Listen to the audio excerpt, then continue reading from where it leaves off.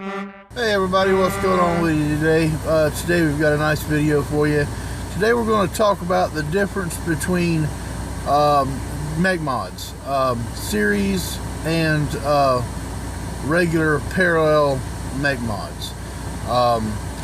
To question posed by a couple of emails I got. So let's go ahead and get to it. Come on.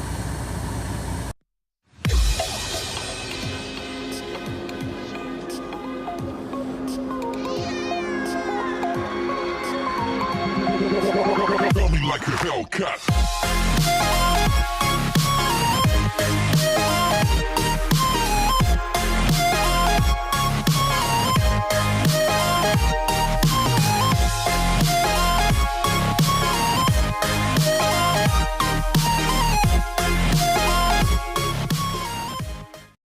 Hey guys, before we get into this video, I do want to touch base with you. FDA is trying to ban vaping products. They're trying to bend us over, man. Bend us over a stump. Shove it in sideways. It's not fair. It's not right. And in my opinion, it needs to stop. So you need to go out there and do your part. Go to kaza.org, notblowingsmoke.org. Support HR 2058 and the Coil Amendment. Do both, right?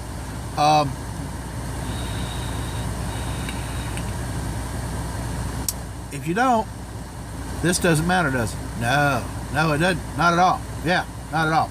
Let's get to it. What's going on, everybody? Big D, Big Rig, Vaping back with you today. Today we've got a good little review for you. Well, we're going to do a small review.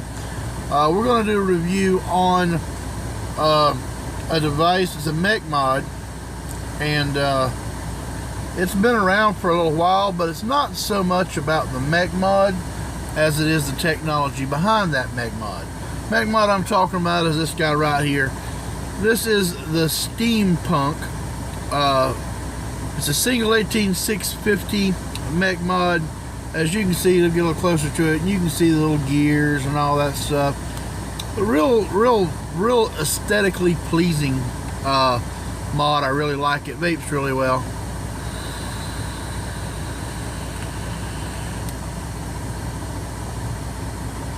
Does a real good job with the right build on it. But the build is the thing. That is a mod that is designed for use with any atomizer. You can put a tank on it if you want to. It's got a regular 510 connection, all that good stuff. This one, of course, is a series box. This is the Omega Dual 18650 series box. It's also a mech style box, but a little bit different. But first thing we need to do, I guess, is we need to get into this guy right here. What is it? Well, this is a typical mech mod. Mech mods come in all different shapes and sizes. Typically, they are just a single tube style, although there are boxes that are fully mechanical. What makes a mech mod and an unregulated mod? Well, the difference is primarily this has no wiring in it. This is all a solid contact tube, and it doesn't have any wiring, anything. The switch is a mechanical style switch. It's a magnet throw, so it's got two rare earth magnets in it of opposing force that keep that switch apart. When you push this button down here, you push that switch up and makes contact. And when you release that switch, the magnets push that apart and open the circuit. With that being said, we'll go ahead and take our atomizer off, set it aside, and we'll get down to the nitty-gritty of it a little bit. If I can figure out a place to set this atomizer without it leaking all over the place. That'll work good enough. Alright, so here we go. Alright, this is basically all a mech mod is. A nice pretty tube. Doesn't have to have all these gears and stuff on it, but that is what that is. It can be a solid tube, shiny, dull, doesn't matter. It can even be painted, but you got your contact switch. Now you see it's a standard 510 pin. This is an adjustable 510 connection, as you can see when I take it off. See, it's got a pin on the outside here, this right here, and it's got a little pin, or a fatter headed pin rather, closer to that white Delrin insulator. Now all that is a copper pin is going all the way through that white insulator to the other side, which is what you see here. If you look real close there, you can see that white Delrin inside there. All that does is that goes through that way, and you would put your atomizer on top, screw this in to make contact with your atomizer. It's really handy for those atomizers that don't have adjustable connectors. This way you make sure you get a good contact, because the mod itself adjusts the pin. Doesn't have a floating pin, it is an adjustable pin. You screw it in and out depending on the atomizer that you have on it. The pin here, this is to adjust your battery rattle. As you can see without the cap, a lot of battery rattle, right? So the theory is that pin adjusts down to the top of your battery, so you don't get no battery rattle, right? So we'll put that back in there. It's a pretty simple concept. You screw it down with your battery in place. Very little battery rattle. I actually like this one with just a hair of battery rattle. That's a little too much. Let me adjust it out a little bit. I'll show you how. All you do is turn that screw a little bit, put it back on, and check for battery rattle. Like that. See, no battery rattle. That's a whole lot better. And of course, this is your switch down below. Now, your switch is also a fairly simple deal. All it is there's your copper contact plate, a white Delrin insulator surrounding it, and your push button switch here. When you push that button, copper pin comes up, makes contact with your batteries, completing the circuit. Okay? So far? Yeah? Yeah? Okay. Good deal. Let's go ahead and get our atomizer put back on it. Today I've got seriously no matchy-matchiness going on here.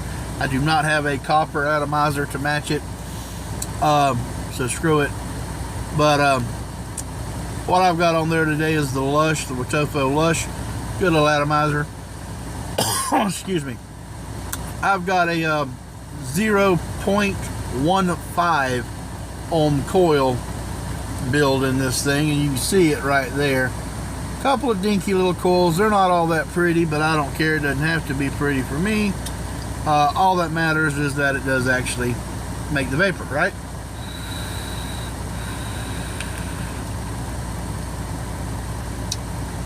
.15 is probably a little high, because the ramp up, these are freshly charged batteries, the ramp up on this wire, well shit, I just unscrewed the whole damn thing, not thinking, instead of talking, not paying no attention.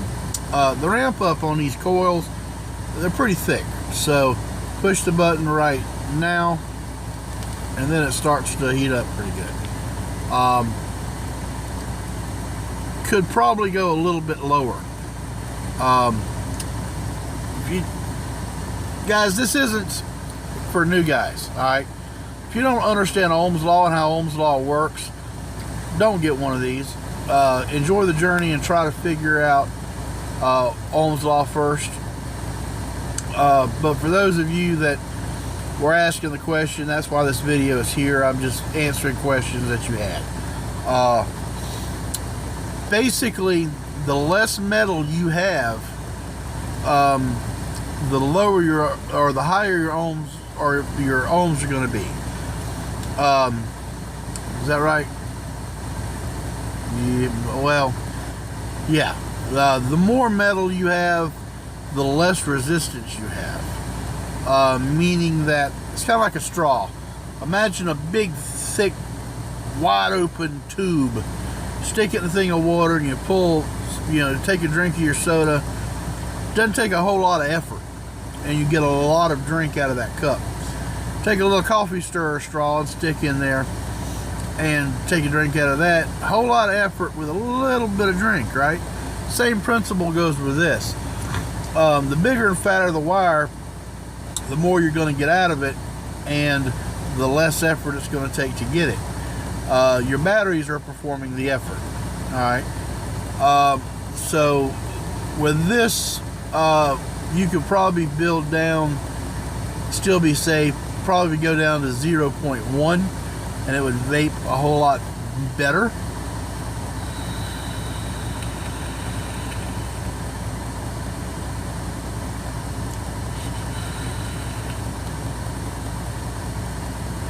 But it may not vape hotter.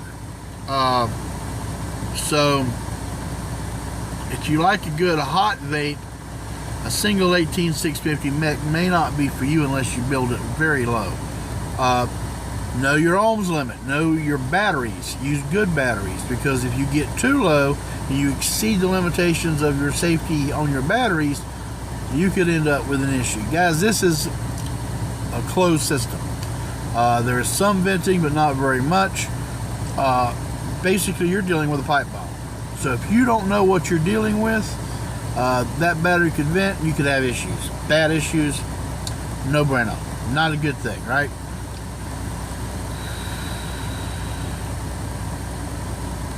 Vapes really well.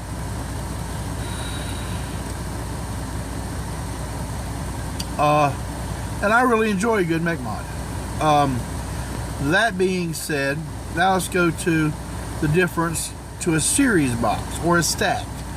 I have, well, you've seen the video on the Omega stacked 18650 tube mod.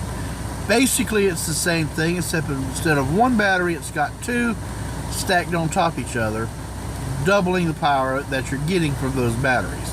Instead of getting your standard at a full charge for whatever volts your battery is rated at, you're doubling that. So you could, in theory, get upwards to, what, close to 9 volts, which is a lot of power. This box mod is a series box, alright? So it is, in theory, doing the same thing that two 18650 batteries stacked are doing. It's just stacking them using wiring. So this is not a mechanical mod because it has wiring. This is an unregulated MOSFET box. It's got a MOSFET to protect the switch, and it vapes quite differently. Much hotter vape, much more vapor when you build it correctly. The build in this is a 0.35, so it's quite a bit more resistance, or higher ohms rather.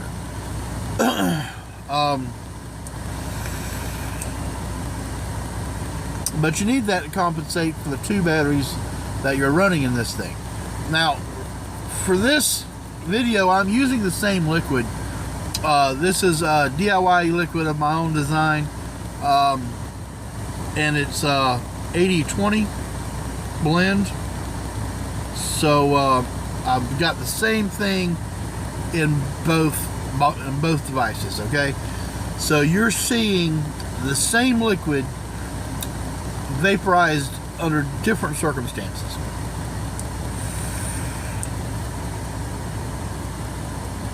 Series,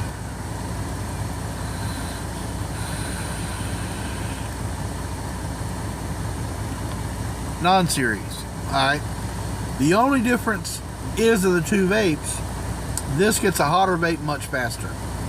because I've got this build set where it's pretty hot. I like a nice dense hot vape. This guy right here, on the other hand, it's set up so it gives me a slightly cooler vape with a little bit more ramp up time. If you ever go to a cloud comp, you see a lot of guys using Seagull 18652 mods similar to this, and they'll do what's called a purge puff. They'll blow into it and you'll see vapor expelled kind of like an exhaust, and then they'll inhale. The reason why they're doing that is because of the ramp up.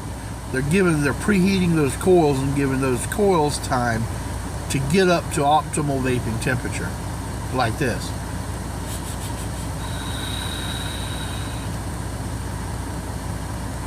So that's why they do that. I had one person asked me why they do that. Is that just for show? They're showing off. Well, no, there's a method to the madness. So with that being said, we'll go into what a series box is. Series box is basically two batteries in series, meaning negative to positive, and then the next battery is going to be negative touching that positive to positive up top. So you're getting double the amperage, double the voltage, right? You're sharing the amp load of the battery, so you could go a bit lower on your amperage and still get a nice hot vape. Now, if you had a parallel box, you would have negative positive, meaning that they would share the amp load and not double the power. If that makes any sense at all. Imagine taking a flashlight. Alright, some of you guys out there have flashlights that only take one battery. Well, that battery is only going to give off a certain amount of volts, a certain amount of power. But if you put two batteries in there and stack them on top of each other, you're going to get twice the power. Alright? Say a command. Every time. It never fails. Every damn time. The reason why it does that, guys, is my GPS does that every time. It's got a command sensitivity thing on it. It will take command prompts for my voice, and I have to say a certain word to get it to activate. That word is voice command. It didn't do it that time. Voice command. See, it doesn't do it when it's supposed to, only when it's not supposed to. Stupid. Anyway, I digress. But yeah, that is the basic difference between the two devices. Series coils, you'll build them quite a bit different. You can see that is a lot more wire, a lot beefier setup. There's more surface area for the e-liquid to hit. More power, more surface area equals more vapor, right? Alright, some of you might be asking, alright, Big D, which one do you prefer? It depends on what I want. Do I want a nice thick cloud with a nice hot vapor? Well, it's this guy. Do I want to have a big flavor experience with a cooler vape and still get some decent cloudage? This guy right here. This one here, you can go super sub on this if you've got the right batteries and get a nice hot vape, a lot of thick dense clouds. This guy right here, you wouldn't want to go super sub on it because you'll tax your batteries too much and you could end up with a failure. That's why you need to know your Ohm's law and kind of know what you're dealing with. And I know I probably messed up some of the terminology. I'm probably going to get some comments saying, "Oh, you said that wrong." Well, I'm sorry. I'm not very good with words sometimes, and that's what you get. So,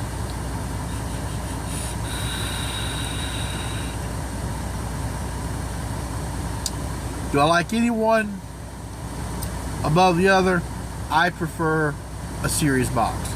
I love my Noisy Cricket. I love this little box mod here.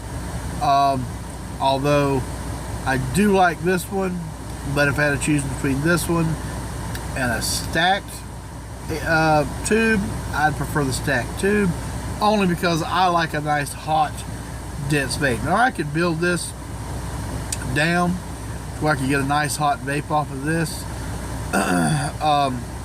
but the coil would be a little dinky thing with the wire that I have, and it's just more of an effort. It's easier to build on this for me. If I had some thicker wire, that I could build this down and be just fine with this. It's all preference, man. You know, it's what do you want? And I'm gotta be careful. As you can see, I was auto firing that switch. I mean, I'm barely touching that switch, buddy. See, it's firing. Gotta be careful with these things. There's no throw on this guy here. I usually don't use this one in the truck when I'm going down the road, because if I set it down, I need to be very particular where I set it down. There can't be any kind of dirt, debris, a bump, piece of paper, nothing touching that switch. It's got to set down absolutely flat, because if I don't, see what happened? It just fired. It's very touchy. This one's very touchy.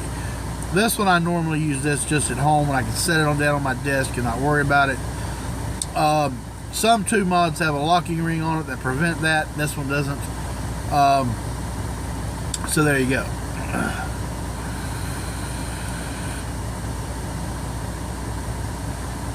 Still gives off a nice vapor. Still a very good mod. I like it. I do.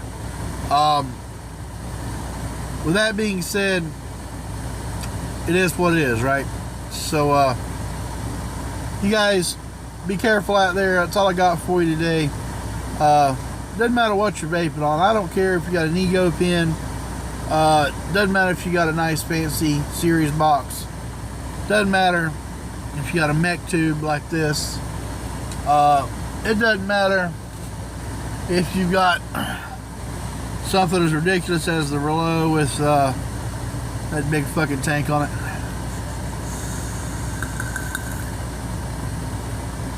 As long as you're not smoking, right? That's what it comes down to. If you're smoking, shame on you. All this stuff out here, no reason to be smoking. Get off the stinkies. Get out there, vape your asses off. Enjoy the experience. If you have any questions, you can ask them below. I would recommend going to some other guys like Grim Green, Ruby Roo, Matt with Suck My Mod, Mike Vapes. There are several other guys out there that you can go to that are a whole lot more knowledgeable than I am. But I had a few questions and I wanted to clear the air on it, so that's what it is. Anyway, guys, that's all I got for today. Don't forget to go to CASA.org, notblowingsmoke.org, SFATA. Fight for your vaping rights. The FDA is trying to bend us over a stump and shove it in sideways. So let's take care of that, get on that, and do what you got to do. Go check out the Culture of Clouds podcast. A lot of good information over there, delivered in a very humorous way, I think. I really enjoy it. And go do what you do, right? Do you. If you want to do an ego pen with a simple little clearmizer in it, whatever, do you. If you want to get fancy and get one of those stab wood deals, that high-end deals, do you. But never will you hear me say, oh, you're vaping wrong. No, there's no such thing as vaping wrong. As long as you're doing it in a safe way and you're vaping, you're not smoking, that's all that matters. Right. That's all I got for you guys today. You guys be careful out there. Subscribe down there. There's a button down there, a little red one. Hit it, subscribe. Don't forget to hit the like. That's that one there, right? Like, subscribe, share it. Do what you do. Keep it shiny side up, guys. You know, vape on.